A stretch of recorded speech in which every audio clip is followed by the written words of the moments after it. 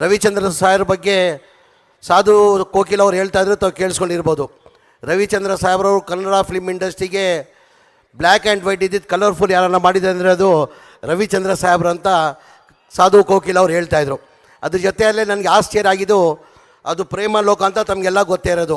Part 1 ಪ್ರೇಮ ಲೋಕ ಎಲ್ಲ ಭಾಳಷ್ಟು ಜನ ಪಿಕ್ಚರ್ ನೋಡಿದ್ದಾರೆ. ಇನ್ನೊಂದು ವರ್ಷದಲ್ಲಿ ಪ್ರೇಮ ಲೋಕ ಪಾರ್ಟ್ 2 ಬರ್ತಾಯಿದೆ. ಅದಲ್ಲಿ ಒಂದೆರಡು ಹಾಡಿಲ್ಲ, ಎಲ್ಲ ಪಿಕ್ಚರಲ್ಲಿ ನನಗೆ ಗೊತ್ತಿದ್ದಂಗೆ ಒಂದು 5-6 ಹಾಡು ಇರ್ತದೆ.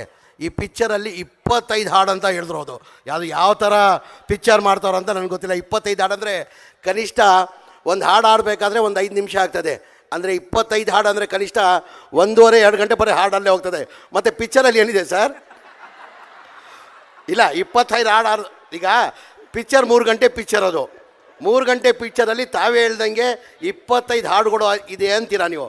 ಒಂದು ಹಾಡು ಕನಿಷ್ಠ 5 ನಿಮಿಷ ಅಂತ ಆಗ್ತದೆ. ಮಾತೆ ಹಾಡ್ರಿ, ಅದರಲ್ಲಿ ಮಾತೆ ಹಾಡು. ಆಯಿತು, ಹಂಗೆ ಆಯಿತು. ತಮ್ಮ ಮುಂದಿನ ಬರ್ತಾ ಇರೋದು ಪಿಕ್ಚರ್ ಯಶಸ್ವಿ ಆಗಲಿ ಅಂತ ನಾನು ಭಗವಂತಂತ ಪ್ರಾರ್ಥನೆ ಮಾಡ್ತೀನಿ, ಒಳ್ಳೇದಾಗಲಿ ಅಂತ ಪ್ರಾರ್ಥನೆ ಮಾಡ್ತೀನಿ.